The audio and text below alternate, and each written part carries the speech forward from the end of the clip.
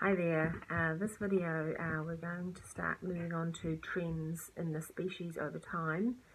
There are lots of names, but don't get bogged down the names. It's basically the gradual progression that happens. So this video is going to have an overview of all of them, and then I'll probably do a separate video with two of the more ancient species on it before moving on to ones closer to us.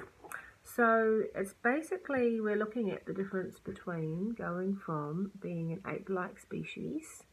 So here we are, see this is actually the leg, and the foot is more like a hand with that toe pointing out to the side and being good for gripping onto things, to being more like this.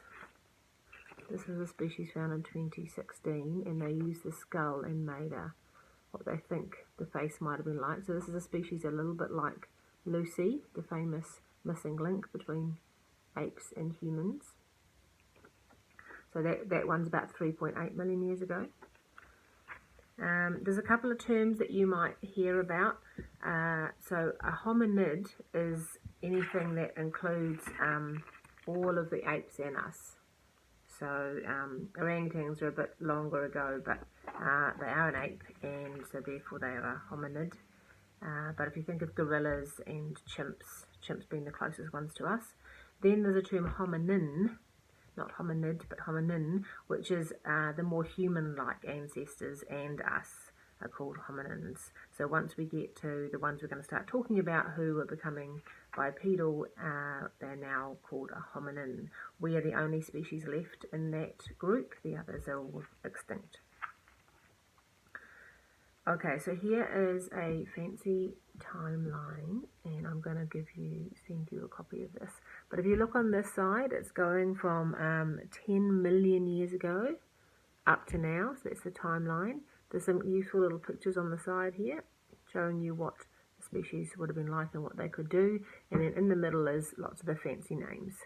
So as you can see, that word hominid with a D, so it's all the apes and us, and about here we start becoming hominins, and that's where we're breaking off. We're doing our split from our last common ancestor with the chimpanzees, and we're becoming our own evolutionary line of hominins. That pause didn't work, so I'll just carry on. What else can we see in this picture? Some fancy names. This name Orin is the species that lived about 6 million years ago, which they sometimes call original man. So the sort of just beginning to be bipedal and breaking off from the chimps.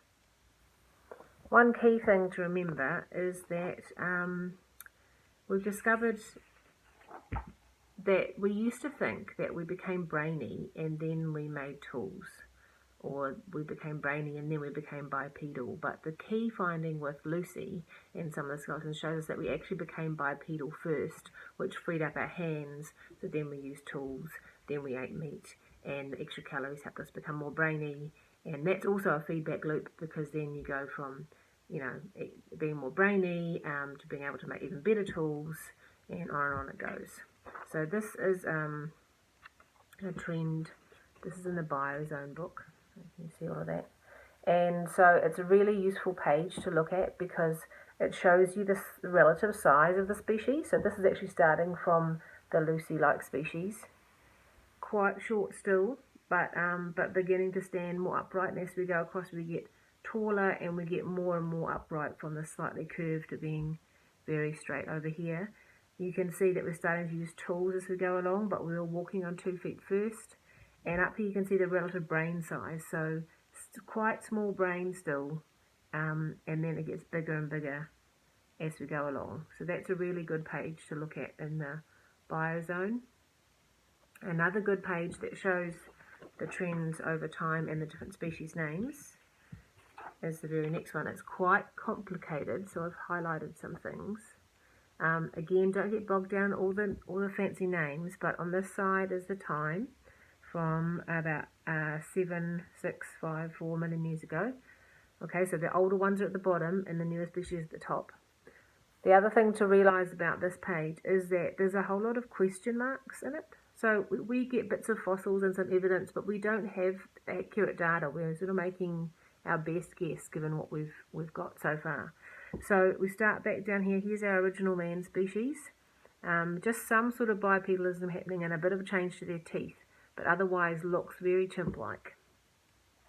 Then in my next video I'm going to talk about this species, that's Ardipithecus, the one that's got the fun video with the man singing. And then this group here are called the Australopithecines. I'll keep repeating these names so you know. So there's a range of them. This is the Lucy-like species over here.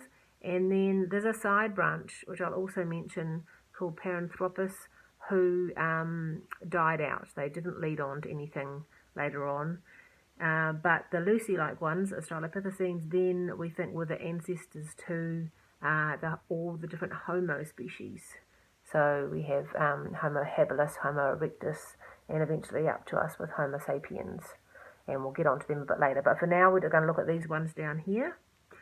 And yeah, I might stop this video now, and I'll give you some more details on Ardipithecus and the other Australopithecines in the next video.